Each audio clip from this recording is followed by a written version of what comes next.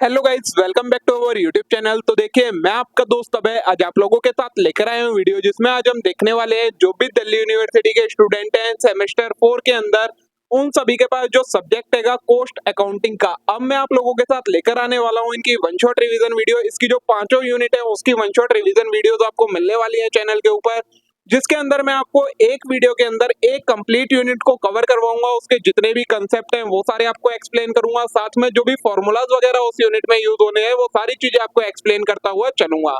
तो बिना देर के शुरू करते हैं हम अपनी आज की वीडियो और देखेंगे इस वन शॉट रिवीजन को। लेकिन उससे पहले अगर आपने अभी तक चैनल को सब्सक्राइब ना करा हो तो चैनल को जरूर सब्सक्राइब कर लें, वीडियो को लाइक करना ना भूलें, अपने सभी दोस्तों के साथ शेयर करना ना भूलें। अगर आपको इनके नोट्स चाहिए तो वो नोट्स पेड नोट्स हैं, आप उन्हें परचेज कर सकते हैं। परचेज करने के लिए आप मेरे को डिस्क्रिप्शन में या फिर टेलीग्राम चैनल वगैरह या यूट्यूब चैनल पर भी आपको मेरा नंबर अवेलेबल मिल जाएगा। आप वहां पर मेरे को डीएम करें, वहां से आप नोट परचेज कर सकते हैं। तो चलिए बिना देर के शुरू करते हैं हम अपनी आज की वीडियो। आज की वीडियो में हम देखने वाले हैं जो आपकी यूनिट नंबर 1 है, इंट्रोडक्शन टू कॉस्ट अकाउंटिंग, इसकी वन शॉट रिवीजन वीडियो। तो चलिए शुरू करते हैं। सबसे पहले देख लेते हैं इसके अंदर आपका सिलेबस क्या क्या दिया गया है। यूनिट नंबर 1 के अंदर आपको क्या क्या चीजें कवर करनी है। तो सबसे पहले meaning, scope, objective and advantage of cost accounting, फिर difference between financial and cost accounting, फिर कॉस्ट कंसेप्ट एंड क्लासिफिकेशन, फिर overview of element of cost and preparation of cost sheet for manufacturing sector, फिर role of cost accounting in an organisation, फिर cost accounting standard CS4 on cost of production acquisition supply of goods provision of services, CAS 22 on manufacturing cost as amended from time to time. ये सारी चीजें, इतना content आपको cover करना है, जो कि सारी चीजें मैं आपको कवर करवाने वाला हूँ। तो देखिए, सबसे पहले अगर आपका कॉस्ट अकाउंटिंग का मीनिंग क्या होता है, आप लोगों के लिए ये बिल्कुल ही नया सब्जेक्ट है। तो the cost terminology of CIMA London defines costing as the technique and process of ascertaining cost. Costing का मतलब क्या होता है, ये एक तरीके की टेक्निक होती है या प्रोसेस होती है जिसकी मदद से हम किसी भी चीज की कॉस्ट जानते हैं। Cost accounting is defined as the process of accounting for cost from the point at which expenditure is incurred और committed to establishment of its ultimate relation with cost centre and cost unit.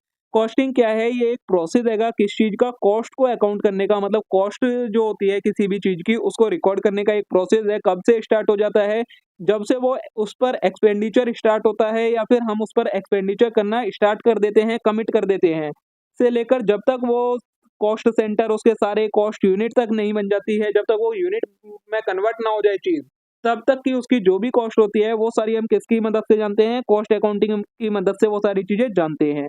In this widest uses, it embraces the preparation of statistical data, the application of cost control method, and the ascertainment of profitability of activity carried out or planned। ये किस चीज में मदद करती है, ये हमें किसी भी जो भी यूनिट, मतलब जो भी चीज हम बना रहे हैं, कॉस्ट किसी भी चीज की हो सकती है, चाहे कोई गुड्स हो या सर्विसेज हो। तो जो भी चीज है, स्टैटिस्टिकल डाटा होता है हमारे पास, हम उसका यूज करके उसकी कॉस्ट को जानते हैं और उस पर हमें कितना प्रॉफिट या लॉस हुआ है वो चीज हमें पता लगती है कॉस्ट अकाउंटिंग की मदद से। ठीक है, कॉस्ट अकाउंटिंग के ऑब्जेक्टिव क्या क्या होते हैं। तो पहला आता है to analyse and classify all expenditure with reference to the cost of product and operation. Cost accounting हमें किस चीज में मदद करता है, ये हमें एनालाइज और क्लासिफाई करने में मदद करता है कि जो भी हमने खर्चा करा है वो प्रोडक्ट की कॉस्ट कितनी है और उसको ऑपरेट करने की कॉस्ट कितनी है, ये मतलब बनाने की कॉस्ट कितनी है, और रॉ मटेरियल वगैरह जो उसमें लगा है उसकी कॉस्ट क्या है, इन सारी चीजों को जानने में मदद करता है। नेक्स्ट है to arrive at cost of production of every unit, job, operation, process, department और service, and to develop cost standard. ये किस चीज में मदद करता है, हमें कॉस्ट ऑफ प्रोडक्शन जानने में मदद करता है। जॉब ऑपरेशन की कॉस्ट मतलब कितना उस पर लेबर वर्क लगा है उसकी कॉस्ट जानने में, कितनी उसकी प्रोसेसिंग कॉस्ट है, कितनी उसकी डिपार्टमेंटल और सर्विस कॉस्ट है, और कितनी उसकी बाकी सारी कॉस्ट है, ये सारी चीजें जानने में मदद करती है cost accounting. Next is to indicate to the management any inefficiency and the extent of various form of waste, whether of material, time, expense or in use of machinery, equipment and tools।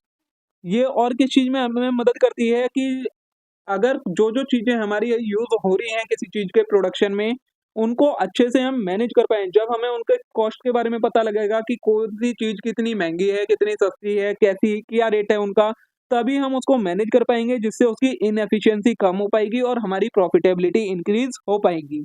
Analysis of causes of unsatisfactory result में indicate remedial measure. तो अगर कोई भी चीज है जिसे का हम ओवर यूज कर रहे हैं या इनएफिशिएंसी से यूज कर रहे हैं, तो अगर हमें उसका लॉस का पता लग जाएगा कि उसकी कॉस्ट कितनी है, इससे हमें कितना लॉस हो रहा है, तो हम उसे अच्छी तरीके से मैनेज करके यूज करेंगे। नेक्स्ट है to provide data for periodical profit and loss account and balance sheet at such interval that is weekly, monthly or quarterly as may be desired by management during the financial year and not only for the whole business but also by department और individual product।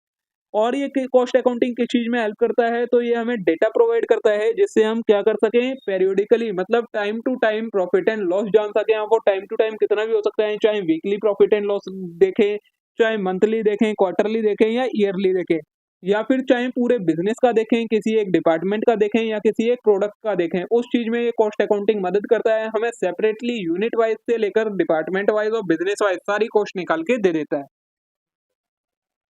Next है to reveal sources of economies in production having regard to method, type of equipment, design, output and layout. और ये किस चीज में हमें मदद करता है कि हमें प्रोडक्शन किस तरीके मेथड से करना चाहिए, कौन सा मेथड यूज करना चाहिए प्रोडक्शन में, कौन से इक्विपमेंट यूज करने चाहिए, क्या डिजाइन यूज करना चाहिए, क्या आउटपुट यूज करना चाहिए और क्या लेआउट, ये सारी चीजें किस तरीके की यूज करनी चाहिए जिससे हमारी कॉस्ट कम से कम लग सके, इस चीज में भी ये हमारी मदद करता है।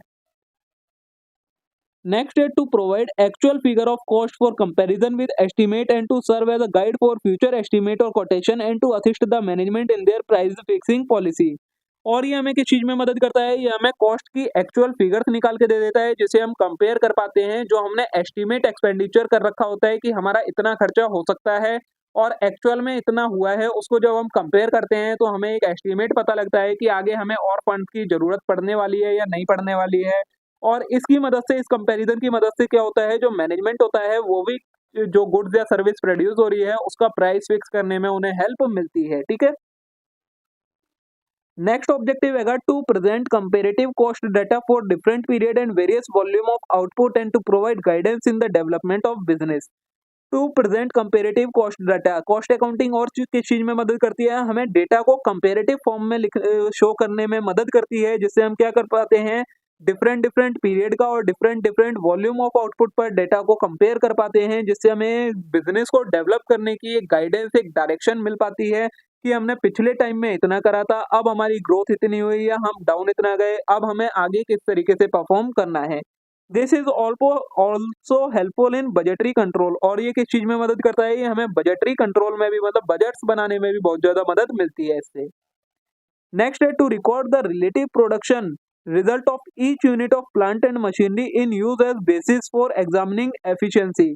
और किस चीज में मदद करता है, ये हमें प्रोडक्शन के रिजल्ट को रिकॉर्ड करने में मदद करता है जिससे हमें क्या मिलता है कि हमें कितने एफिशिएंटली, किस एफिशिएंसी से हमारी मशीनरी वगैरह वर्क कर रही है, ये सारी चीजें जानने में भी मदद मिल पाती है। ठीक है, ये आपके 8 ऑब्जेक्टिव हो गए कि जो आपकी कॉस्ट अकाउंटिंग है उसके ऑब्जेक्टिव क्या क्या होते हैं। नेक्स्ट है आपका cost accounting and financial accounting के बीच में क्या डिफरेंस होता है, इन दोनों में क्या डिफरेंस है। तो पहला आता है हमारा financial accounting aim at safeguarding the interest of business and its proprietor and other connected with it.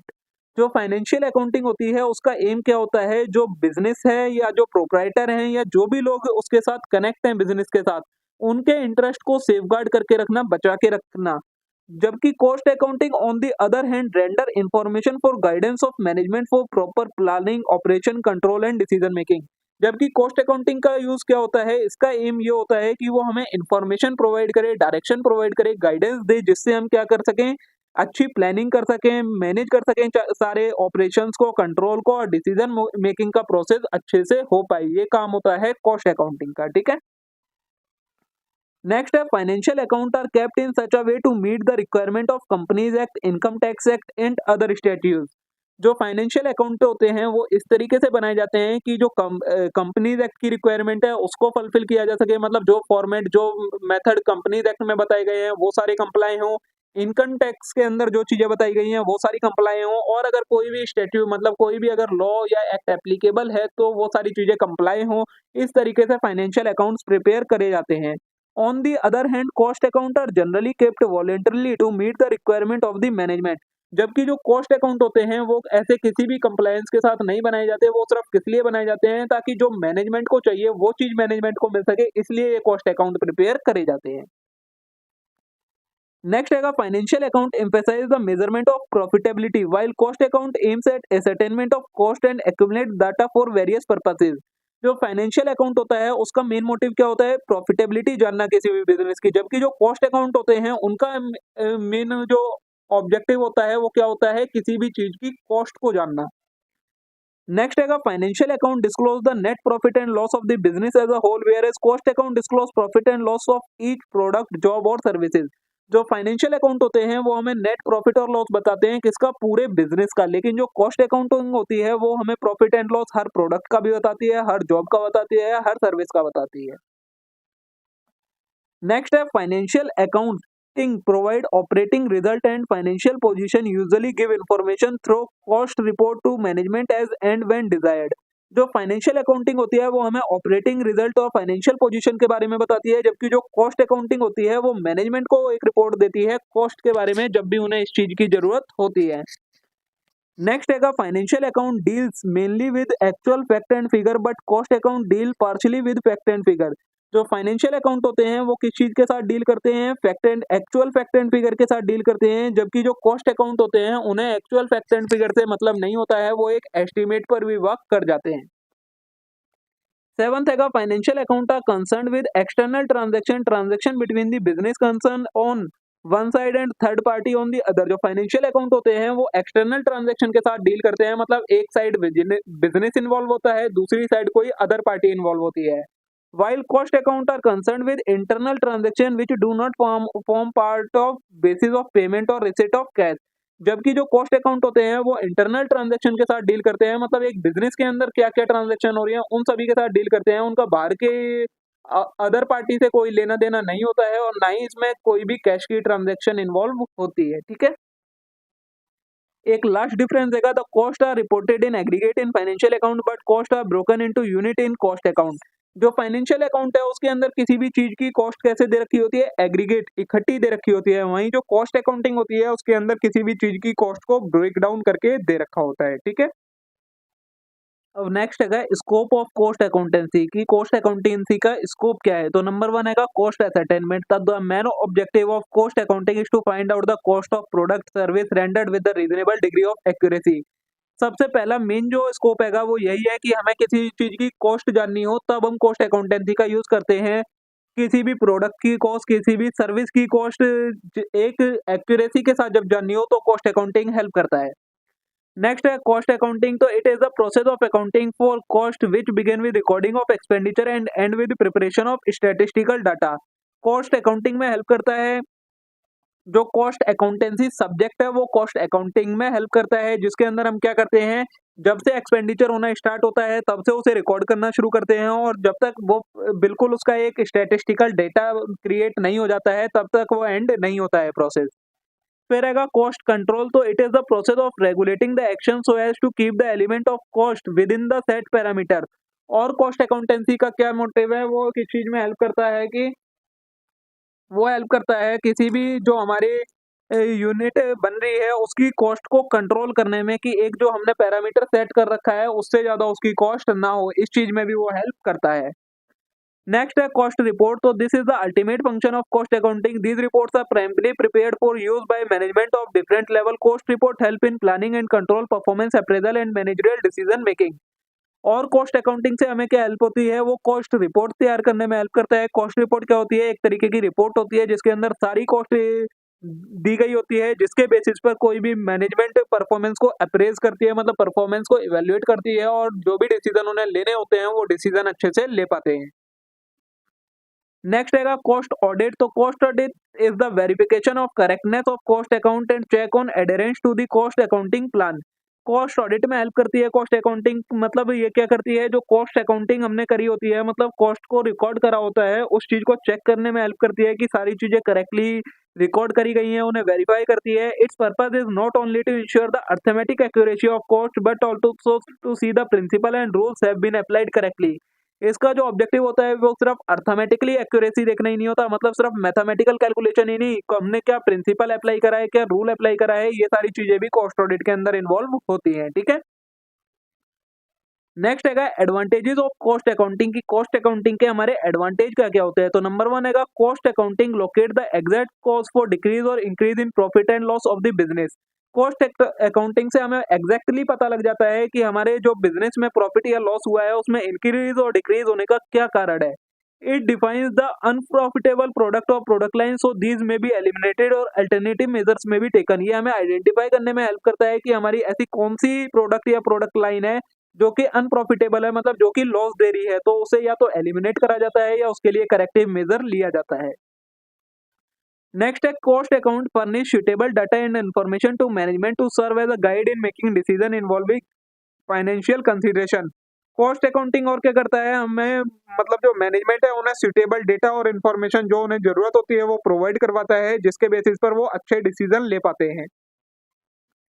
Next, cost accounting is useful for price fixation purpose. Although sale price is generally related more to economic condition prevailing in the market than to cost, the latter serve as guide to test the adequacy of selling price. Cost accounting और किस चीज में help करता है, price को fix करने में भी हेल्प करता है। वैसे तो किसी भी चीज का प्राइस मार्केट की इकोनॉमिक कंडीशन उसकी डिमांड एंड सप्लाई पर डिपेंड करती है, लेकिन डिमांड एंड सप्लाई के अलावा कॉस्ट अकाउंटिंग भी उसके प्राइस फिक्सेशन में हमें मदद करता है। Next, with the application of standard costing and budgetary control method, the optimum level of efficiency is set. Costing की मदद से हम क्या कर पाते हैं, एक ऑप्टिमम लेवल ऑफ एफिशिएंसी, मतलब उस लेवल पर प्रोडक्शन कर पाते हैं जिस लेवल पर हमारा वर्क सबसे ज्यादा एफिशिएंटली होता है। नेक्स्ट है cost comparison help in cost control. तो कंपैरिजन में भी period to period of the figure in respect of same period और फैक्ट्री और several unit in an industry by employing uniform cost and interfirm comparison method. क्या हो पाता है, cost control से cost comparison help in cost control, हमारी cost का जब हम कंपैरिजन कर पाते हैं दूसरी चीजों के साथ तो फिर हम उसे कंट्रोल करने के लिए भी अलग अलग मेथड्स का भी यूज करते हैं। नेक्स्ट है a cost system provide ready figure for use by government, wage tribunal and board and labour and trade union.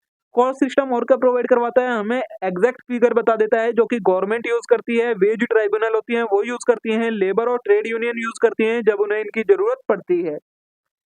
Next है introduction of a cost reduction programme combined with operation research and value analysis technique lead to economy. Cost reduction costing के अंदर cost accounting और किस चीज में help करती है, हमें वेरियस टाइप के कॉस्ट रिडक्शन प्रोग्राम से एक तरीके से इंट्रोड्यूस करवाती है, जिसकी मदद से हम क्या कर पाते हैं, एक अच्छी टेक्निक का यूज कर पाते हैं जिससे हमारी कॉस्ट मिनिमम हो जाती है। नेक्स्ट है when a concern is not working to full capacity due to various reason such as shortage of demand और bottleneck in production, the cost of ideal capacity can readily worked out and repeal to the management. क्या होता है, कई बार ऐसी condition होती है जब कोई जो फर्म है वो अपनी फुल कैपेसिटी पर वर्क नहीं कर पाती है किसी रीजन की वजह से, तो इससे क्या होता है, जो आइडियल कैपेसिटी की कॉस्ट होती है उसे हम बता पाते हैं मैनेजमेंट को कि ये हमारी आइडियल कैपेसिटी की कॉस्ट है और इसको किसी भी तरीके से कम करना चाहिए। नेक्स्ट है perpetual inventory system which include a procedure for continuous stock taking is an essential feature of cost system. एक और क्या बेनिफिट है कि ये परपेचुअल इन्वेंटरी सिस्टम प्रोवाइड करवाती है जिसके अंदर हम कंटिन्यूअसली स्टॉक को रिकॉर्ड करते रहते हैं, एनालाइज करते रहते हैं, जिसकी मदद से हमें क्या होता है, सारी चीजों की कॉस्ट पर एक तरीके से निगरानी रहती है। ठीक है, ये आपके एडवांटेजेस हो गए कि कॉस्ट अकाउंटिंग के आपके क्या क्या एडवांटेजेस होते हैं। Now the next is cost क्या होती है। तो cost is measurement in monetary terms of the amount of resources used for the purpose of production of goods and rendering services. Cost क्या है, एक मॉनेटरी टर्म के अंदर हम किस चीज को मेजर करते हैं कि हमारे कितने रिसोर्सेज का यूज करा है हमने गुड्स या सर्विस का प्रोडक्शन करने के लिए, उस चीज को जो हम मॉनेटरी टर्म में मेजर कर लेते हैं तो वो बन जाती है cost. Cost is also defined as amount of expenditure incurred on or attributable to given thing or to ascertain the cost of a given thing। Cost को हम और कैसे डिफाइन करते हैं, कोई भी एक्सपेंडिचर जो हमने करा है या होने वाला है किसी चीज के ऊपर, उस चीज को हम कॉस्ट का नाम दे देते हैं। अब देखिए कॉस्ट होती कितने टाइप की है, 3 टाइप की कॉस्ट होती है। एक होती है मटेरियल कॉस्ट, एक होती है लेबर कॉस्ट, एक होती है ओवरहेड कॉस्ट। अब इनके भी दो दो सब पार्ट हैं, एक होती है डायरेक्ट मटेरियल, एक होती है इनडायरेक्ट मटेरियल, एक डायरेक्ट लेबर, एक इनडायरेक्ट लेबर, एक डायरेक्ट ओवरहेड एंड एक इनडायरेक्ट ओवरहेड। तो देखिए सबसे पहले एलिमेंट ऑफ कॉस्ट में पहला आएगा हमारा डायरेक्ट मटेरियल कॉस्ट। क्या होती है? तो direct material cost can be defined as the cost of material which can be attributed to a cost object in an economically feasible way. Direct cost क्या होती है? ऐसी कॉस्ट जिसे जो हम डायरेक्टली एट्रीब्यूट कर दें, मतलब हम जिसे हम डायरेक्टली ट्रांसफर कर सकते हैं या अलॉट कर सकते हैं किसी चीज को, जो कि उसे इकोनॉमिकली फिजिबल बना है, उस चीज को हम डायरेक्ट मटेरियल कॉस्ट कहते हैं। Direct material cost are those material which can identify in product and can be conveniently measured and directly charge to product. Direct material क्या होते हैं? ऐसे मटेरियल जो कि किसी प्रोडक्ट के अंदर हम डायरेक्टली देखकर आइडेंटिफाई कर सकें और उनकी जो कॉस्ट हैगी उसे हम डायरेक्टली उस प्रोडक्ट से चार्ज कर सकें, उसे कहा जाता है डायरेक्ट कॉस्ट। सेकंड है इनडायरेक्ट मटेरियल कॉस्ट। तो material the cost of which can not be directly attributed to a particular cost object. ऐसी कॉस्ट जिसे हम किसी कॉस्ट ऑब्जेक्ट पर, कॉस्ट ऑब्जेक्ट होता है जो भी चीज हमने बनाई है या जो भी सर्विस हम दे रहे हैं उस चीज को कॉस्ट ऑब्जेक्ट कहा जाता है। तो ऐसी कॉस्ट जो हम डायरेक्टली चार्ज नहीं कर सकते उस कॉस्ट ऑब्जेक्ट पर, वो कहलाती है indirect material cost. Indirect material cost are those material which do not normally form a part of finished good. ऐसी चीजें जो फिनिश्ड गुड्स का पार्ट्स नहीं होती हैं लेकिन उनकी कॉस्ट को हम फिनिश्ड गुड के कॉस्ट में इंक्लूड करते हैं, उस चीज को कहा जाता है इनडायरेक्ट मटेरियल कॉस्ट। ठीक है। नेक्स्ट है डायरेक्ट। अब देखिए डायरेक्ट मटेरियल कॉस्ट में कोई भी रॉ मटेरियल है कि उसकी कॉस्ट होगी वो आपकी डायरेक्ट मटेरियल कॉस्ट में आ जाएगी। इनडायरेक्ट मटेरियल कॉस्ट में जो कॉस्ट ऑफ प्रोडक्शन होती है, मशीनरी को चलाने का खर्चा, इलेक्ट्रिसिटी, रेंट, ये सारी चीजें वैसे तो उसमें ओवरहेड में आएंगी। इनडायरेक्ट मटेरियल में हमारी जो भी हम इनडायरेक्ट मटेरियल यूज करेंगे वो चीज आएगी हमारी इनडायरेक्ट मटेरियल कॉस्ट में। अब डायरेक्ट लेबर कॉस्ट क्या होती है? The cost of employ which can be attributed to a cost object in economically feasible way. In simple word it is that labour which can be conveniently identify और attributed wholly to a particular job. वो cost labour की जो कि finished goods को बनाने में, actual जो production हो रहा है उसमें जो लेबर इन्वॉल्व होती है उसकी जो कॉस्ट होती है वो कहलाती है direct labour cost. wholly to a particular job, product or process or expended in converting raw material into finished good। ऐसे लेबर जो कि रॉ मटेरियल को फिनिश्ड गुड में कन्वर्ट करती है उनकी जो कॉस्ट होती है वो हमारी कहलाती है डायरेक्ट लेबर कॉस्ट। ठीक है। फिर आती है indirect labour cost. The labour employ cost which can not be directly attributed to a particular cost object. ऐसी कॉस्ट जिसे हम डायरेक्टली चार्ज नहीं कर सकते, कॉस्ट ऑब्जेक्ट पर डायरेक्टली एट्रीब्यूट नहीं कर सकते, ट्रांसफर नहीं कर सकते, उस चीज को कहा जाता है indirect labour cost. The wages of labour which can not be allocated but which can be apportioned to absorbed by cost centre और cost unit is known as indirect labour. ऐसी लेबर की कॉस्ट जो कि हम directly product को बनाने में तो इन्वॉल्व नहीं होती है लेकिन उसकी जो कॉस्ट होती है उसे हम प्रोडक्ट से चार्ज करते हैं तो वो कहलाती है इनडायरेक्ट लेबर कॉस्ट। ठीक है।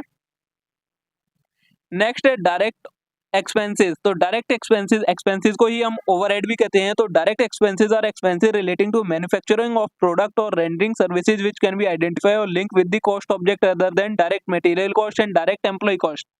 ऐसी एक्सपेंसेस जो कि डायरेक्टली प्रोडक्ट पर चार्ज किए जा सकते हैं, डायरेक्टली एट्रीब्यूटेबल, शेयरेबल, ट्रांसफरेबल होते हैं प्रोडक्ट पर, जो कि ना तो डायरेक्ट मटेरियल में आए होते हैं ना डायरेक्ट लेबर में आए होते हैं, उन्हें हम डायरेक्ट एक्सपेंसेस कहते हैं। Direct expense include all expenditure other than direct material और labour that is specifically incurred for a particular product और प्रोसेस। ये डायरेक्ट एक्सपेंसेस ऐसे एक्सपेंसेस होते हैं जो कि किसी भी प्रोडक्ट को बनाने के लिए डायरेक्टली किए जाते हैं लेकिन ना तो वो डायरेक्ट मटेरियल की कॉस्ट होती है ना लेबर की कॉस्ट होती है। इसके अलावा जो भी कॉस्ट होती है जो डायरेक्टली प्रोडक्ट के लिए की जाती है, प्रोडक्ट के प्रोडक्शन के लिए, उसे कहा जाता है डायरेक्ट एक्सपेंसेस। वहीं ओवरहेड क्या होते हैं? जो इनडायरेक्ट एक्सपेंसेस होते हैं। तो overhead comprise of indirect material, employ and indirect expense which are not identify और allocatable to cost object. Overhead में defined as aggregate of cost of indirect material, labour and such other expense including service can not be convenient as charge directly to specific cost object. Overhead के अंदर हमारी तीनों चीजें आ जाती हैं, indirect material, indirect labour and indirect expenses, जो कि हम कॉस्ट ऑब्जेक्ट पर डायरेक्टली एट्रीब्यूटेबल नहीं होते, मतलब उन पर चार्ज नहीं कर सकते डायरेक्टली, लेकिन उन्हें कॉस्ट ऑब्जेक्ट के ही फॉर्म में एब्जॉर्ब किया जाता है, वो कहलाते हैं हमारे ओवरहेड। ठीक है।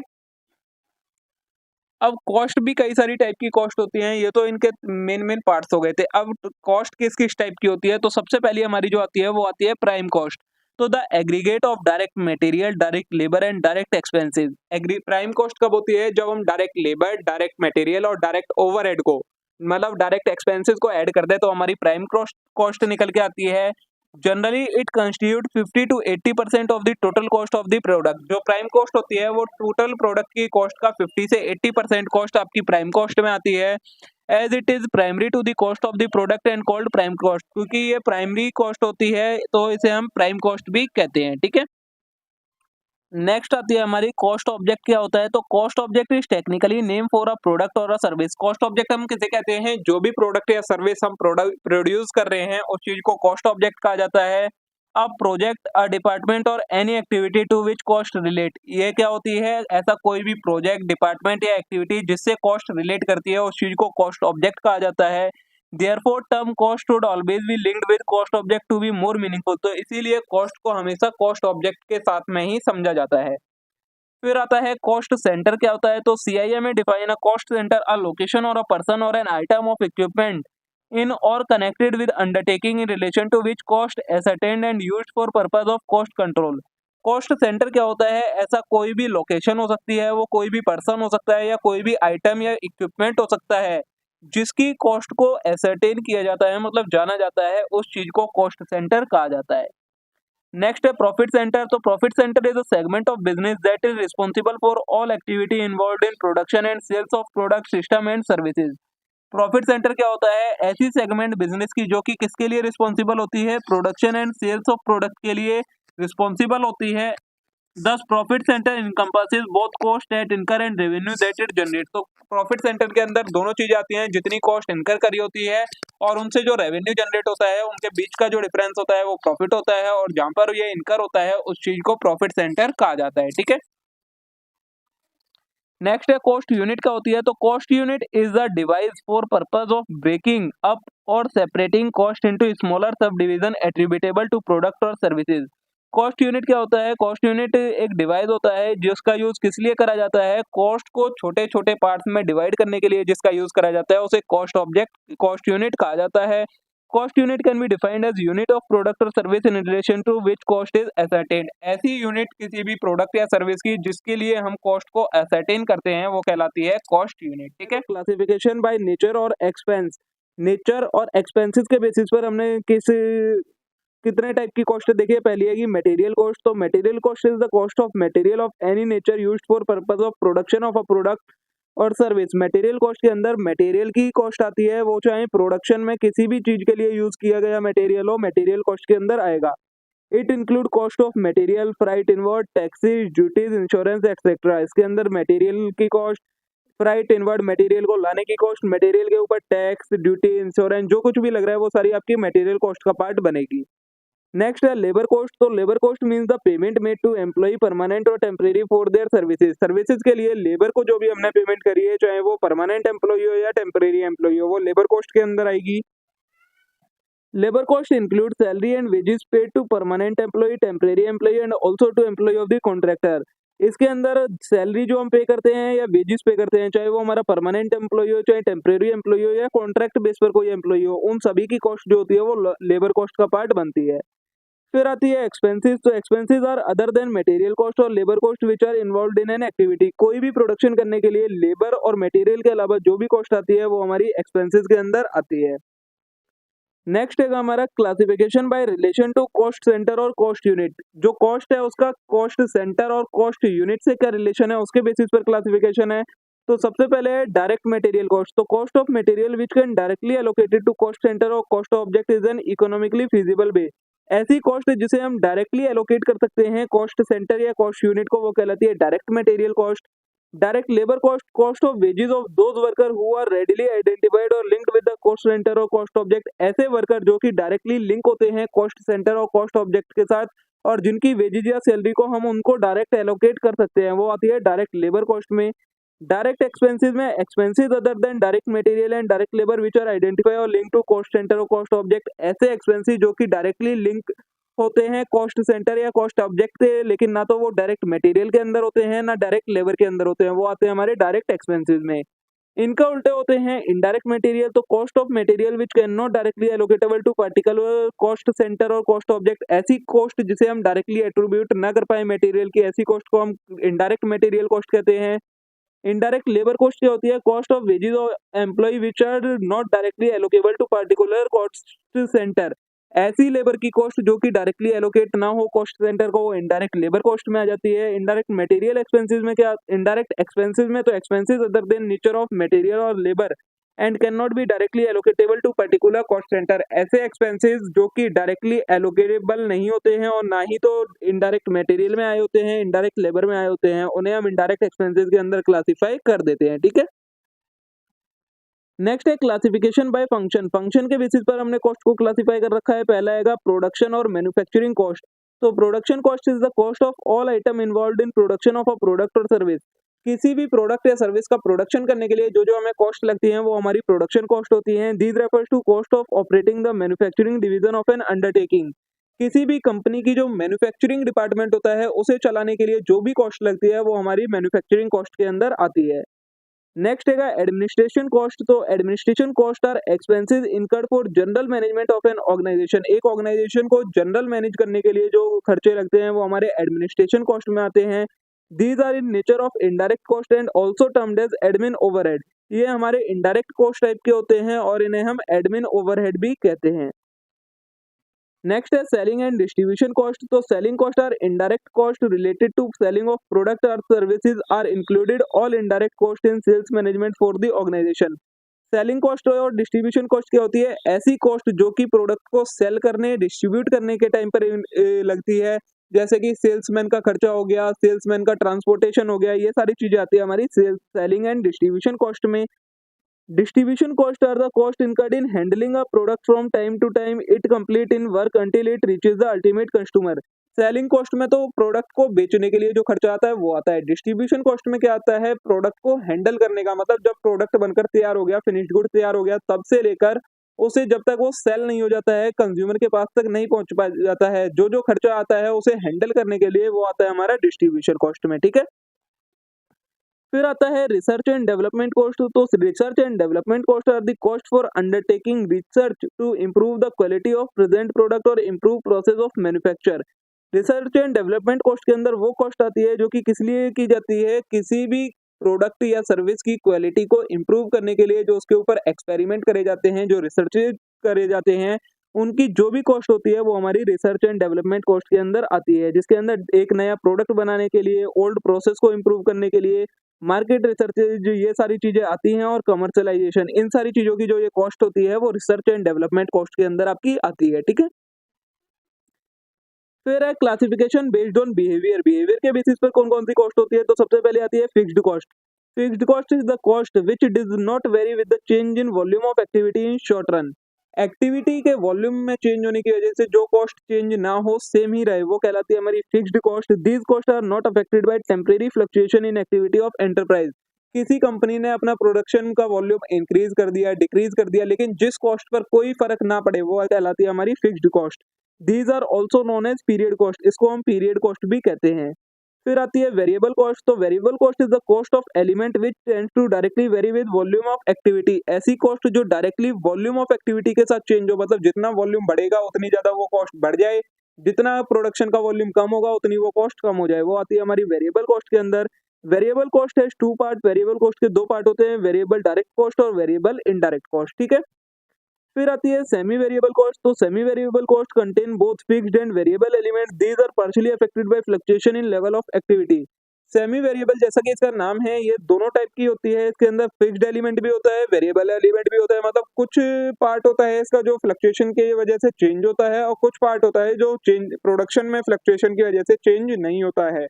तो ऐसी कॉस्ट को हम सेमी वेरिएबल कॉस्ट कहते हैं। These are partially fixed and partially variable cost and vice versa. ये कैसी होती है, ये कुछ पार्ट इसका फिक्स होता है, कुछ पार्ट इसका वेरिएबल होता है, तो वो कहलाती है हमारी सेमी वेरिएबल कॉस्ट। ठीक है, फिर है classification based on cost for management decision making. Management के डिसीजन मेकिंग के बेसिस पर हमने कॉस्ट को डिवाइड कर रखा है। तो सबसे पहले आती है डिफरेंशियल मार्जिनल कॉस्टिंग। तो marginal cost is the aggregate of variable cost, prime cost plus variable overhead. Marginal cost क्या होती है, ये वेरिएबल कॉस्ट का सम टोटल होती है, जिसके अंदर हमारी सारी प्राइम कॉस्ट और वेरिएबल ओवरहेड जो होते हैं वो इंक्लूड किए जाते हैं। Marginal cost is per unit is the change in amount at a given volume of output by which the aggregate cost change if the volume of output is increased और decreased by 1 unit. Simple words में अगर कहें हम तो marginal cost क्या होती है, एक यूनिट का प्रोडक्शन बढ़ाने से जो हमारी कॉस्ट में चेंज आता है, जितनी हमारी कॉस्ट का ज़्यादा या कम होती है वो चीज़ कहलाती है हमारी मार्जिनल कॉस्ट। हमारा जो एग्जिस्टिंग प्रोडक्शन था उससे अगर हम एक यूनिट ज़्यादा प्रोडक्शन करते हैं तो हमारी कॉस्ट जितनी बढ़ती है उस चीज़ को मार्जिनल कॉस्ट कहा जाता है। फिर आती है डिफरेंशियल कॉस्ट। तो differential cost is the change in the cost due to change in activity from one level to another. Differential cost क्या होती है, एक लेवल पर हम प्रोडक्शन कर रहे थे, अब हमने अपना लेवल चेंज कर लिया है, दूसरे लेवल पर हम प्रोडक्शन कर रहे हैं, तो इन दोनों लेवल के बीच में जो कॉस्ट का डिफरेंस आया कि पहले हम जितना प्रोडक्शन कर रहे थे उस पर जो कॉस्ट लग रही थी और अब जो हमने चूज करा है प्रोडक्शन करने का उस पर जो कॉस्ट लग रही है, इनके बीच का जो डिफरेंस होता है वो कहलाता है हमारा डिफरेंशियल कॉस्ट। नेक्स्ट आता है अपॉर्चुनिटी कॉस्ट। तो opportunity cost is the value of alternative forgone by adopting a particular strategy और employing resources in specific manner. Opportunity cost क्या होती है, जो हम मेथड यूज करते हैं प्रोडक्शन करने के लिए उसकी वजह से जो हमारी वैल्यू ऑफ अल्टरनेटिव फॉरगोन, उसका मान लो हमने प्रोडक्शन करने में किसी रिसोर्सेज का यूज करा, उस रिसोर्सेज को हम किसी और तरीके से यूज करते तो उससे हमें कुछ फायदा होता, तो जो ये अपॉर्चुनिटी कॉस्ट लगी है ना कि हमें वो फायदा नहीं मिल पाया क्योंकि हमने प्रोडक्शन में उसका यूज कर लिया उस रिसोर्स का, तो जो कॉस्ट लगी है वो कहलाती है हमारी अपॉर्चुनिटी कॉस्ट। मान लो आपके पास कोई लैंड है, आप उस पर उसे रेंट पर देकर 1 लाख रुपीज अर्न कर सकते थे, लेकिन आपने उसे अपने खुद के प्रोडक्शन में यूज कर लिया लैंड को, तो आप वो 1 लाख रुपीज अर्न नहीं कर रहे हैं, तो ये जो 1 लाख हो गई ये कहलाएगी आपकी अपॉर्चुनिटी कॉस्ट। ठीक है, it is the return of expected from an investment other than present one. अभी जो हमें रिटर्न मिल रहा है उसके अलावा अगर किसी और रिसोर्स से कोई एक्सपेक्टेड रिटर्न होता है तो वो एक्सपेक्टेड रिटर्न क्या कहलाता है, अपॉर्चुनिटी कॉस्ट कहलाता है। ठीक है, नेक्स्ट आता है रिप्लेसमेंट कॉस्ट। तो replacement cost is the cost of an asset in current market for the purpose of replacement. किसी भी एसेट की आज के टाइम में मार्केट में क्या वैल्यू है उस चीज को कहा जाता है उसकी replacement cost. Replacement cost is used for determining the optimum time of replacement of an equipment और machine in consideration of maintenance cost of existing one and its productive capacity. Replacement cost का use क्या होता है, ये हमें बताता है कि हमें कब हमारी जो एसेट है या मशीनरी है या इक्विपमेंट है उसे कब रिप्लेस करना है, क्योंकि जैसे जैसे टाइम बढ़ता जाता है वैसे वैसे उनके मेंटेनेंस का खर्चा बढ़ता जाता है, तो अगर मेंटेनेंस का खर्चा ज़्यादा हो, रिप्लेस करने की कॉस्ट कम आ रही हो, तो फिर उस टाइम पर क्या अच्छा रहता है, उसको रिप्लेस करना सही रहता है, तो इसलिए हमें रिप्लेसमेंट कॉस्ट कैलकुलेट करनी पड़ती है टाइम टू टाइम। नेक्स्ट है हमारा रेलेवेंट कॉस्ट। तो relevant cost are the cost which are relevant for a specific purpose और सिचुएशन। ऐसी कॉस्ट जो कि किसी एक स्पेसिफिक पर्पस और सिचुएशन के लिए रेलेवेंट हो उसे रेलेवेंट कॉस्ट कहते हैं। In context of decision making only those cost are relevant which are pertain to the decision at hand. Decision लेने के टाइम पर जो कॉस्ट हमें जाननी जरूरी होती है वो सारी कॉस्ट हमारी रेलेवेंट कॉस्ट के अंदर आती है। फिर आती है इम्प्यूटेड कॉस्ट। तो इम्प्यूटेड कॉस्ट आर हाइपोथेटिकल और notional cost not involving cash outlay computed only for purpose of decision making. ऐसी कॉस्ट जिसे हम सिर्फ किस लिए कैलकुलेट करते हैं, डिसीजन मेकिंग के लिए कैलकुलेट करते हैं, ना तो उसमें कोई कैश का आउटफ्लो होता है और ना ही उसमें कोई पैसे नुकसान होता है, वो सिर्फ एक हाइपोथेटिकल और नोशनल कॉस्ट होती है जो कि सिर्फ डिसीजन मेकिंग के प्रोसेस के लिए यूज की जाती है, उसे इम्प्यूटेड कॉस्ट कहते हैं।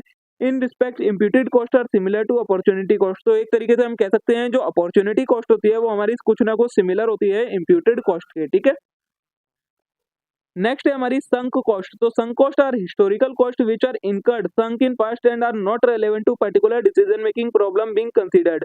ऐसी कॉस्ट जो हमारी पास्ट टाइम में इनकर हुई थी लेकिन आज के टाइम पे उसकी कोई रेलेवेंस नहीं है, उस कॉस्ट को हम रिकवर नहीं कर सकते हैं, वो कहलाती है हमारी sunk cost. Sunk cost are those that have been incurred for a project and which will not have recovered if project is terminated. ऐसी कॉस्ट जो किसी प्रोजेक्ट के लिए इनकर करी गई थी लेकिन अब प्रोजेक्ट अगर खत्म भी हो जाता है तो वो हमारी कॉस्ट रिकवर नहीं हो सकती है, वो कहलाती है हमारी संक कॉस्ट। फिर आता है नॉर्मल कॉस्ट और एबनॉर्मल कॉस्ट क्या होती है। तो normal cost is the cost that is normally incurred eight a given level of output in the condition in which that level of output is achieved. ऐसी cost जो normally जो हमारा output का level है उस पर इनकर होगी ही होगी, वो कहलाती है हमारी normal cost. Abnormal cost is an unusual and typical cost whose occurrence is usually irregular and unexpected and due to some abnormal situation of production। Abnormal cost क्या होती है, ऐसी कॉस्ट जो हमारी रेगुलर इनकर नहीं होती है, कभी कभार होती है और किस वजह से, किसी गलती की वजह से होती है, कोई एबनॉर्मल सिचुएशन की वजह से जो कॉस्ट इनकर होती है उसे हम एबनॉर्मल कॉस्ट कहते हैं। ठीक है, नेक्स्ट है avoidable cost and unavoidable cost. तो avoidable cost are those which are under given condition of performance efficiency should not have been incurred. Avoidable cost कौन सी कॉस्ट होती है? ऐसी कॉस्ट जिसे हम अवॉइड कर सकते हैं, जिसको अगर हम इनकर ना भी करें तो भी हमारा काम चल जाता है, वो कहलाती है avoidable cost. Unavoidable cost which are inseparable cost which are essentially to be incurred within the limit और नॉर्म्स प्रोवाइडेड फॉर। और अनअवॉइडेबल कॉस्ट वो कॉस्ट होती है जिसे हमें इनकर करना ही पड़ेगा अगर हमें कोई पर्टिकुलर वर्क करना है, तो वो कहलाती है हमारी अनअवॉइडेबल कॉस्ट। ठीक है। अब नेक्स्ट है classification by nature of production और प्रोसेस। प्रोडक्शन और प्रोसेस के बेसिस पर जो हमने कॉस्ट का क्लासिफिकेशन कर रखा है, उसके बेसिस पर पहली हैगी बैच कॉस्टिंग। तो batch costing is the aggregate cost related to cost unit which consist of a group of similar article which maintain its identity throughout one or more stage of production. ऐसी cost जो हम कैसे major करते हैं? Batch में major करते हैं, मतलब एक ग्रुप में कई सारे ऑब्जेक्ट की जो सिमिलर होते हैं उनकी कॉस्ट को मेजर करते हैं, वो कहलाती है batch costing. In this method the cost of group of product is ascertained. एक ग्रुप ऑफ प्रोडक्ट की कॉस्ट को जाना जाता है, वो कहलाती है हमारी बैच कॉस्टिंग। ठीक है। फिर आती है प्रोसेस कॉस्टिंग। तो when the production process is such that goods are produced from a sequence of continuous और repetitive operation of processes, the cost incurred during a period is considered as process cost. जब क्या होता है, कई सारे जो product होते हैं एक साथ एक प्रोसेस से होकर गुजरते हैं, तो उस टाइम पर हम जब कैलकुलेट करते हैं कॉस्ट को, एक पूरे प्रोसेस की कॉस्ट की, इतने गुड्स को इस प्रोसेस में से निकलने के लिए कितनी कॉस्ट इनकर होती है, वो कहलाती है हमारी process cost. The process cost per unit is derived by dividing the process cost by number of unit produced in the process during the period. अगर हमें प्रोसेस कॉस्ट से यूनिट कॉस्ट निकालनी है तो हम कैसे निकाल सकते हैं? प्रोसेस कॉस्ट को नंबर ऑफ यूनिट प्रोड्यूस में से डिवाइड कर देंगे, तो हमारे पास प्रोसेस कॉस्ट से यूनिट कॉस्ट निकल कर आ जाती है। फिर आती है हमारी ऑपरेशन कॉस्ट। तो operation cost is the cost of a specific operation involved in production process और बिजनेस एक्टिविटी। ऑपरेशन कॉस्ट क्या होती है? ऐसी कॉस्ट जो कि एक प्रोडक्शन प्रोसेस की कॉस्ट होती है। कोई एक प्रोडक्शन करने के लिए हमें जो भी कॉस्ट लगती है वो सारी ऑपरेशन कॉस्ट कहलाती है।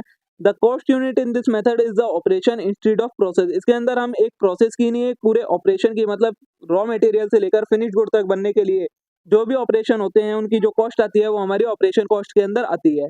ऑपरेटिंग कॉस्ट क्या होती है? Operating cost is the cost incurred conducting a business activity. Operating cost refer to the cost of undertaking which do not manufacture any product but which provide services. Operating cost किसके लिए calculate करी जाती है? ऐसी unit जो कोई goods produce नहीं करती है बल्कि सर्विस प्रोवाइड करवाती है, उसको वो सर्विस प्रोवाइड करने के लिए, वो जो अपनी एक्टिविटी है उसे ऑपरेट करने के लिए जो भी कॉस्ट आती है वो हमारी कहलाती है ऑपरेटिंग कॉस्ट। ठीक है। नेक्स्ट आती है कॉन्ट्रैक्ट कॉस्टिंग। तो contract cost is the cost of contract with some terms and condition between contractee and contractor. ये कौन यूज करता है? जो कॉन्ट्रैक्टर होते हैं वो इस कॉस्ट को कैलकुलेट करते हैं। ये क्या होती है? जो कॉन्ट्रैक्टर और कॉन्ट्रैक्टी हैं उनके बीच में जो कॉस्ट डिसाइड होती है कि किसी कॉन्ट्रैक्ट को पूरा करने के लिए कितनी कॉस्ट आएगी, वो कहलाती है contract cost. This method is used in undertaking carrying out building constructional activity like constructional engineering concern civil engineering contractors.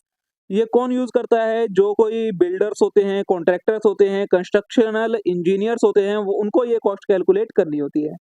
Next है जॉइंट कॉस्ट। तो joint cost are common cost of facility or service employed in output or two or more simultaneous produce or otherwise closely related to operation community or services. Joint cost क्या होती है? जब कोई जो हमारी goods या service होती है वो सभी को एक प्रोसेस से होकर निकलना ही होता है, मतलब एक कंप्लीट प्रोसेस उतने प्रोसेस तक सभी को होना होता है। उसके बाद उनमें फिर चेंजेस आते हैं, किसी का किसी तरीके से प्रोडक्शन होता है, किसी का किसी तरीके से, लेकिन जहां तक उनका सेम प्रोसेस होता है उस टाइम पर जो कॉस्ट आती है वो कहलाती है हमारी जॉइंट कॉस्ट। ठीक है। फिर आती है बाई प्रोडक्ट कॉस्ट। तो by product cost is the cost assign two by product till the split of point. Split of point से बाई प्रोडक्ट बनने तक जो कॉस्ट इनकर होती है वो कहलाती है हमारी बाई प्रोडक्ट कॉस्ट। ठीक है। फिर है क्लासिफिकेशन बाय टाइम। टाइम के बेसिस पर हमने जो कॉस्ट का क्लासिफिकेशन कर रखा है वो क्या कर रखा है? नंबर 1 है कि हिस्टोरिकल कॉस्ट। तो historical cost are the actual cost of acquiring asset or producing goods or services. Historic cost क्या होती है? जो एक्चुअल कॉस्ट होती है जिस पर हमने किसी गुड्स या सर्विस को एक्वायर करा होता है, लिया होता है, वो कहलाती है historical cost. They are post mortem cost ascertained after they have been incurred and they represent the cost of actual operation performance. इसे हम पोस्टमार्टम कॉस्ट भी कहते हैं, और ये क्या होती है? एक्चुअल ऑपरेशनल परफॉर्मेंस की कॉस्ट होती है कि अगर हम इस चीज को एक्चुअल में खरीदी थी जब हमने ये चीज, तो इसकी क्या कॉस्ट थी, वो कहलाती है हिस्टोरिकल कॉस्ट। नेक्स्ट है प्री डिटरमाइंड कॉस्ट। तो predetermined cost for a product are computed in advance of a production process on the basis of specification of all factor affecting the cost and cost data. Predetermined cost क्या होती है? कोई भी production process शुरू करने से पहले ही जिसकी हम कॉस्ट को एसरटेन कर लें, एस्टिमेट कर लें, वो कहलाती है प्री डिटरमाइंड कॉस्ट। और उसी कॉस्ट के अंदर हमें अगर प्रोडक्शन करना होता है तो प्री डिटरमाइंड कॉस्ट में भी आइदर स्टैंडर्ड और एस्टिमेटेड। जो प्री डिटरमाइंड कॉस्ट होती है वो कैसी भी हो सकती है, या तो स्टैंडर्ड हो सकती है, मतलब हमें एग्जैक्ट पता हो कि इतनी ही कॉस्ट आएगी, या फिर हम एक उसका एस्टिमेट भी लगा सकते हैं, तो वो कहलाती है हमारी प्री डिटरमाइंड कॉस्ट। नेक्स्ट है स्टैंडर्ड कॉस्ट। तो a predetermined norm apply as a scale of reference for assessing actual cost whether these are more or less. The standard cost serves as basis for cost control and a measure of productivity efficiency when ultimately posed with an actual cost. Standard cost क्या होती है? Predetermined cost होती है जो हमने estimate करी होती है, उसी को हम एक तरीके से स्टैंडर्ड कॉस्ट कहते हैं। तो आप predetermined norm apply as a scale of reference. जब हम प्री डिटरमाइंड कॉस्ट को कैलकुलेट करते हैं तो हम एक स्टैंडर्ड सेट करते हैं कि जो हमारी ये आइटम है इसकी जो वैल्यू है वो इतनी हो सकती है, तो जो ये हमने स्टैंडर्ड सेट करा वो उसकी कहलाती है स्टैंडर्ड कॉस्ट। ठीक है, फिर है एस्टिमेटेड कॉस्ट। तो estimated cost of product are prepared in advance prior to performance of operation or even before the acceptance of sale order। Estimate cost क्या होती है? ऐसी कॉस्ट जिसे का हम एक एस्टिमेट लगाते हैं जिसका हमें एक्चुअल में पता नहीं होता है, सिर्फ हम एक अंदाजा लगाते हैं कि हाँ इतनी इसकी वैल्यू हो सकती है, तो वो चीज कहलाती है हमारी एस्टिमेटेड कॉस्ट। ठीक है, और यहीं पर आकर आपकी सारी जितनी भी कॉस्ट क्लासिफिकेशन था वो क्लासिफिकेशन खत्म हो जाता है। अब जो नेक्स्ट कंसेप्ट है, जो प्रैक्टिकल कंसेप्ट है आपका यूनिट नंबर 1 के अंदर, वो क्या है? कॉस्ट शीट प्रिपेयर करना आपका जो प्रैक्टिकल कंसेप्ट है वो है। तो इसमें मैं आपको फॉर्मेट दिखा दे रहा हूँ, जो इसके क्वेश्चन करेंगे वो हम एक्चुअल वीडियो में करेंगे नेक्स्ट वीडियो में, इस वीडियो के पार्ट में। तो अभी पहले इसका हम कॉस्ट शीट का फॉर्मेट देख लेते हैं कैसे प्रिपेयर करते हैं। तो कॉस्ट शीट में सबसे पहले आपके 3 हेडिंग आती है, कॉस्ट आइटम, अमाउंट के 2 कॉलम। सबसे पहले आती है आपकी डायरेक्ट मटेरियल की कॉस्ट आउटर कॉलम में, फिर उसमें आप ऐड करते हैं ओपनिंग स्टॉक, ऐड करते हैं परचेज और लेस करते हैं क्लोजिंग स्टॉक। तो आपकी निकल के क्या आ जाती है? आपकी डायरेक्ट मटेरियल की कॉस्ट निकल के आती है जब ये 3 चीजें आप करते हैं। जो ये वाली आई है ना, ये इसमें पहले opening stock plus purchase minus closing stock, तो आपकी निकल के आ जाती है डायरेक्ट मटेरियल की कॉस्ट। ऐसे ही आपको डायरेक्ट लेबर की कॉस्ट लिखनी होती है आउटर कॉलम में, फिर डायरेक्ट एक्सपेंसेस की कॉस्ट लिखनी होती है। इन तीनों को जब आप ऐड कर देते हैं तो आपकी निकल के आ जाती है प्राइम कॉस्ट जिसे बोलते हैं। फिर उसमें आप प्रोडक्शन ओवरहेड ऐड करते हैं, उसमें ओपनिंग डब्ल्यूआईपी ऐड करते हैं, क्लोजिंग डब्ल्यूआईपी लेस करते हैं, तो आपकी निकल के आ जाती है फैक्ट्री कॉस्ट या वर्क कॉस्ट। ये सारी चीजें बताऊंगा, प्रोडक्शन ओवरहेड क्या होते हैं, डब्ल्यूआईपी क्या होता है, ये सारे हम जब प्रैक्टिकल क्वेश्चन करेंगे तो उसमें दी गई होती है चीजें, उसमें से हमें सिर्फ इसमें लिखनी होती है।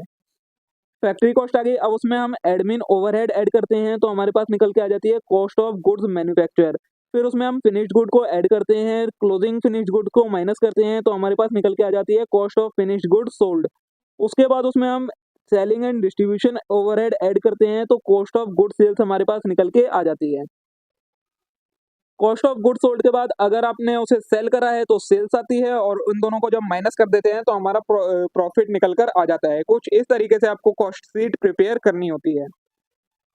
देखिए आपको एग्जांपल दिया है, इस एग्जांपल को हम डायरेक्ट जब प्रैक्टिकल क्वेश्चन वाली वीडियो का पार्ट आएगा तो उसमें हम सॉल्व करके देखेंगे। ठीक है, वैसे मैंने आपको इसमें प्रोवाइड करवा दिया है। अब देखिए नेक्स्ट है role of cost accountant in an organisation. एक ऑर्गेनाइजेशन के अंदर जो कॉस्ट अकाउंटेंट होता है उसका क्या रोल होता है? तो सबसे नंबर 1 पे आता है cost analysis. The cost accountant is responsible for analysing the cost associated with various business activity to help management make informed decision. जो सबसे पहला काम होता है कॉस्ट अकाउंटेंट का वो होता है जितनी भी बिजनेस एक्टिविटी हैंगी किसी बिजनेस की, उन सभी की कॉस्ट को एसरटेन करना, जानना, एनालाइज करना, ये काम होता है कॉस्ट अकाउंटिंग का, जिसकी मदद से फिर मैनेजमेंट क्या कर सके, सही डिसीजन ले पाए। तो कॉस्ट एनालिसिस सबसे पहला काम होता है। This include analysing the cost of raw material, labour, overhead and other expense. इसके अंदर वो किन किन कॉस्ट का एनालाइज करता है? रॉ मटेरियल की cost, labour cost, overhead cost और एक्सपेंसिस कॉस्ट को एनालाइज करता है। फिर रहेगा बजटिंग एंड फोरकास्टिंग। तो cost accountant are involved in preparing budget and forecast based on cost data analysis. अब जो कॉस्ट के डेटा का एनालिसिस करा है उसके बेसिस पर कॉस्ट अकाउंटिंग का वर्क होता है कि वो बजट तैयार करे, फोरकास्ट करे बजट को, जिसके बेसिस पर क्या करा जाएगा, आगे का प्रोडक्शन करा जाएगा।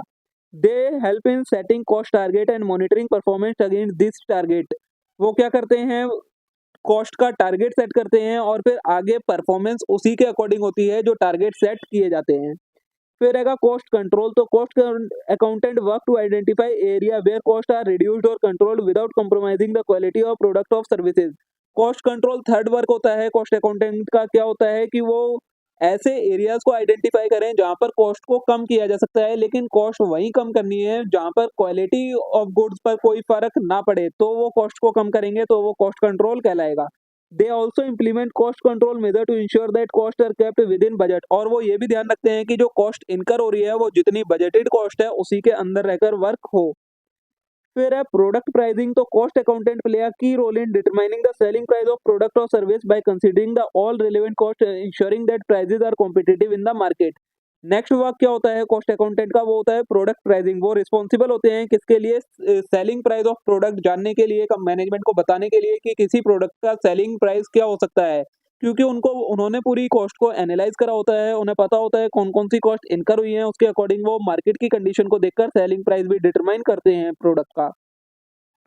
फिर है इन्वेंट्री मैनेजमेंट, तो cost accountant are involved in managing inventory level to optimize cost and ensure that there is no over stocking और under stocking of inventory. Cost accounting का नेक्स्ट वर्क क्या होता है, इन्वेंट्री को मैनेज करना, ये ध्यान रखना कि ना तो कोई ओवर स्टॉक हो ना कोई अंडर स्टॉक हो, जितने स्टॉक की जरूरत है उतना स्टॉक हो और बाकी सारी चीजें सही से चलती रहें, वो कहलाता है inventory management work of cost accountant. फिर है डिसीजन सपोर्ट, तो cost accountant provide support to management by providing cost related information and analyse help them to make a strategic business decision. जो कॉस्ट अकाउंटेंट होते हैं वो management को various type की cost को एनालाइज करके बताते हैं, जिससे क्या होता है जो मैनेजमेंट है वो साउंड डिसीजन पॉलिसी क्रिएट कर पाता है, सही से डिसीजन ले पाता है, तो ये कहलाता है उनका decision support work of cost accountant. है CAS4 जो कि क्या है, cost accounting standard on cost of production, acquisition, supply of goods and provision of services. इनके बारे में आएगा ये कॉस्ट अकाउंटिंग स्टैंडर्ड। तो चलिए अब इसे देखते हैं। Cost accounting standard 4 CS4 was issued to specify the principle for determination of cost of production for valuation of goods meant for capitative consumption as required under central excise valuation। जो CAS4 है वो किस लिए issue करा गया था, वो बताता है प्रिंसिपल्स किस चीज के बारे में, कि जो कॉस्ट ऑफ प्रोडक्शन है और उसके वैल्यूएशन से रिलेटेड जो हम कैपिटेटिव कंजप्शन के लिए गुड्स का प्रोडक्शन करते हैं उनकी कॉस्ट को बताता है। With the introduction of GST with effect from July 1, 2017, the concept of capitative consumption is no more relevant for computing tax incidence। क्या था, 2017 से पहले जो कैपिटेटिव कंजम्पशन का कंसेप्ट होता था वो बहुत ज्यादा रेलेवेंस रखता था, लेकिन जब से जीएसटी आई है जुलाई 1, 2017 से, तब से ये कंसेप्ट इतना रेलेवेंट नहीं रह गया है। However, the concept of cost of production और manufacture is relevant under GST। GST के अंदर क्योंकि हमें क्या देखना होता है, जो कॉस्ट ऑफ प्रोडक्शन है और कॉस्ट ऑफ मैन्युफैक्चरिंग है उस पर ज्यादा रिलेवेंस है, उसकी रिलेवेंस ज्यादा है। Where the value of supply of goods और service or both are determined based on cost, जिसमें क्या होता है जो गुड्स और सर्विसेज की वैल्यू है वो कॉस्ट के बेसिस पर उनकी डिटरमाइन करी जाती है। So this standard deals with principle and method of classification, measurement and assignment for determinants of cost of production or acquisition or supply of goods or provision of service as required under the provision of GST Act rule। तो जो ये standard है ये किस चीज के साथ deal करता है, ये हमें प्रिंसिपल्स बताता है और मेथड बताता है कि हमें जो कॉस्ट ऑफ प्रोडक्शन है, कॉस्ट ऑफ एक्विजिशन है, cost of supply of goods है या प्रोविजन ऑफ सर्विसेज की जो कॉस्ट होती है उसको कैसे क्लासिफाई करना है, कैसे मेजर करना है और कैसे असाइन करना है। The objective of this standard is to bring uniformity and consistency in the principle and method of determining the cost of production, acquisition, supply of goods or services as required under provision of GST Act rule। तो इसका जो ये standard है इसका जो main objective क्या है वो हैगा यूनिफॉर्मिटी लाना और कंसिस्टेंसी लाना। किन चीजों में, जो कॉस्ट ऑफ प्रोडक्शन को, cost of acquisition, supply of goods और प्रोविजन फॉर सर्विसेज की जो कॉस्ट है उसको मेजर करने में यूनिफॉर्मिटी लाना, उसकी मेजर करने में कंसिस्टेंसी लाना है, ये इस स्टैंडर्ड का मेन ऑब्जेक्टिव है। अब देखिए स्कोप दिया है, सबसे पहले determination of cost of production of goods, goods की प्रोडक्शन कॉस्ट, गुड्स की एक्विजिशन कॉस्ट, गुड्स की supply cost, cost of provision of supply of services, जो सप्लाई सर्विसेज की सप्लाई होती है उसकी कॉस्ट को डिटरमाइन करना, ये सारा आएगा इसका ऑब्जेक्टिव। उसके अलावा determination of value of supply of goods और service as per open market value और एज पर गुड्स और service like kind and quality.